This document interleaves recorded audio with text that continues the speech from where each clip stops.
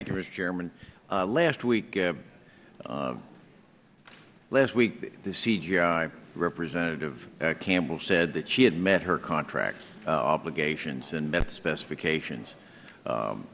And she said the only problem she had was with pace, but the pace wasn't part of the specification. Do you? And we asked her what you would testify to. She said you would testify that she did complete her contract in accordance with the specifications. Would you?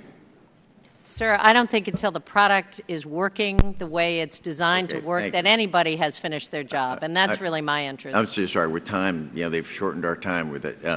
So, if she hasn't met their specifications, but yet we're still using her, so is the American taxpayer still paying the money to fix the problems that she didn't do and her company didn't do in the first place? None of our contractors have been paid the amount of Will she be paid for this work into the future as we go to correct this problem? We will make that determination as the work goes forward. I would tell you, sir, that as we learn what needs to be fixed, how long it takes, we'll know more about whether they deliver. I'm very sorry with the time frame to cut it down. Who owns the software now? Now that this has been developed with taxpayer money to develop the software to do this. It is owned by the Centers for Medicaid Medicare Services. So it's all owned by us. Okay. Will they be able to use it by a license for other clients? Not to my knowledge. I think it is specifically designed for the marketplace with these products in mind. The last question they're trying to work. And the clients are the American public. That under IV&V, and she testified that she thought that was something we should have done.